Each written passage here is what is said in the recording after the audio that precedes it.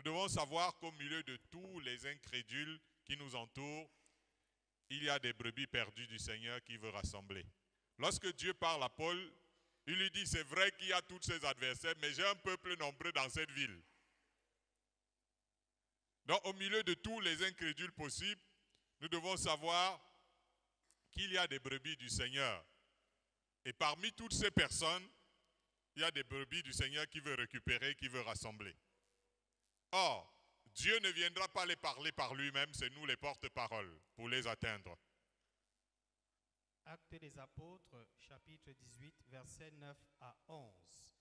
Le Seigneur dit à Paul en vision pendant la nuit, « Ne crains point, mais parle et ne te tais point. Car je suis avec toi, et personne ne mettra la main sur toi pour te faire du mal. Parle, car j'ai un peuple nombreux dans cette ville. » Il y demeura 1 an et 6 mois, enseignant parmi les Corinthiens la parole de Dieu. Amen. Gloire à Dieu. L'apôtre Paul vient de passer des moments très difficiles, tribunal, jugement, bastonnade et interdiction de s'exprimer. Donc normalement, dans ce genre de contexte, on pourrait dire que la prudence c'est très important. C'est-à-dire qu'essayons de nous cacher un peu pendant un temps, parce que quand même, c'est-à-dire qu'il y a un climat très compliqué, il y a une atmosphère hostile, et pendant que Paul venait d'être relâché, Dieu vient lui parler la nuit, en vision, et lui dit, ne crains pas, mais parle et ne te tais point. Et parfois, quand il y a un moment de persécution, généralement, on se dit, bon, voilà, peut-être, il y a eu des moments de persécution, dernièrement, il a failli en avoir, où on disait, on doit fermer les églises de réveil, etc. Et donc, pendant qu'il y avait eu ce moment de persécution, on se disait que, bon, il fallait qu'on aille tous, on arrête un peu pendant un moment. D'autres pouvaient penser comme ça.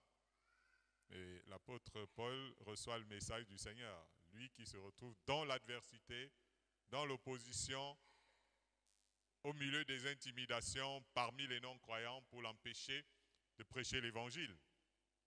Gloire à Dieu. Au lieu de l'encourager à la peur, le Seigneur lui dit en vision qu'il ne doit pas craindre, qu'il doit continuer de parler sans se taire de Jésus et de l'évangile à ces gens.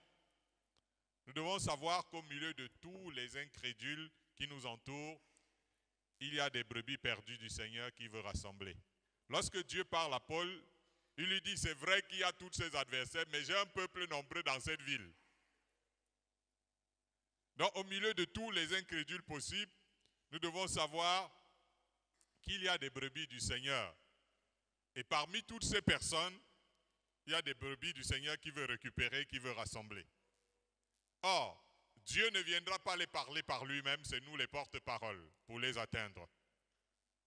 Que nous appréhendions, que notre appréhension soit noyée par le fardeau des âmes à sauver.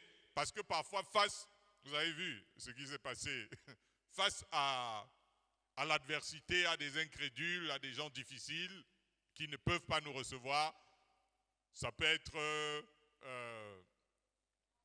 en famille ou dans le voisinage ou en classe, etc.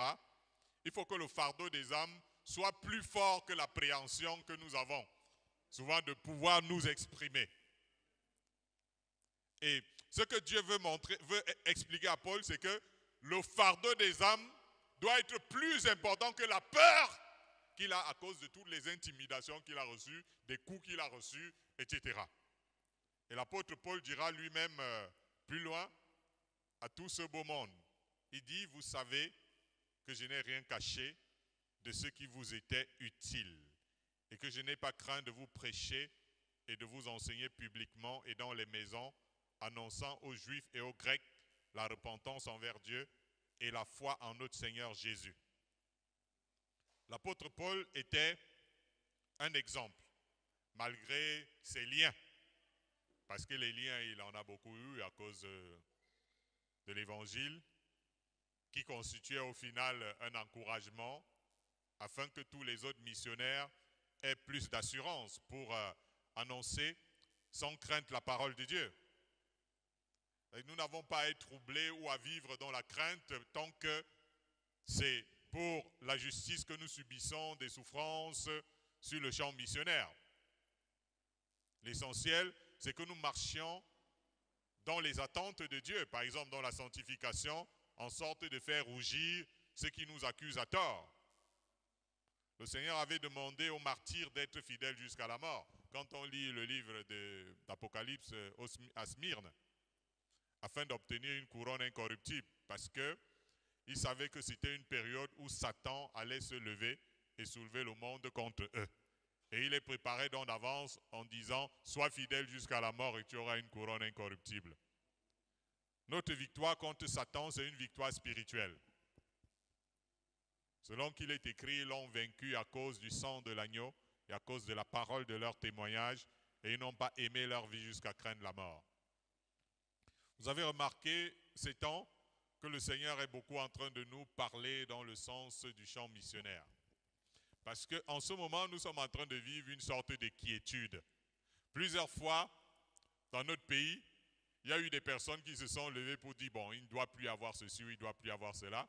Et nous avons eu la grâce d'avoir toujours un chef de l'État qui a toujours dit, non, il ne faut pas ci ou cela. Mais je veux dire que nous devons nous attendre aussi qu'il y ait quelqu'un qui ne va pas toujours arrêter ça.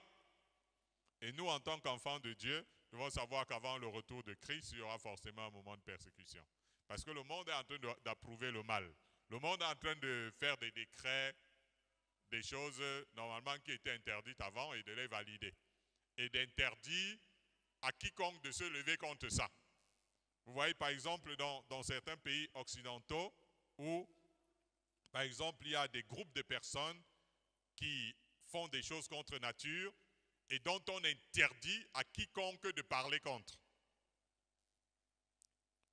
Vous voyez? Donc, ça veut dire que nous sommes en train d'entrer dans quelque chose qui va devenir à un moment donné un rouleau compresseur. Tu as envie de dire que ceci est mauvais et tu sens que si tu dis ça, tu auras un souci. Et qu'est-ce que nous devons faire? Il faut que l'Église arrête d'être préparée, tu voyageras, tu auras ceci, machin, et commence à se préparer clairement à vivre un moment où on va prêcher l'Évangile dans un cadre beaucoup plus compliqué. Oui, il n'y aura plus besoin de séduire les gens avec des tas de choses.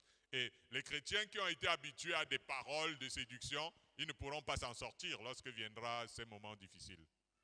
C'est pour ça que l'Église doit être affermie aujourd'hui, préparée. Gloire à Dieu.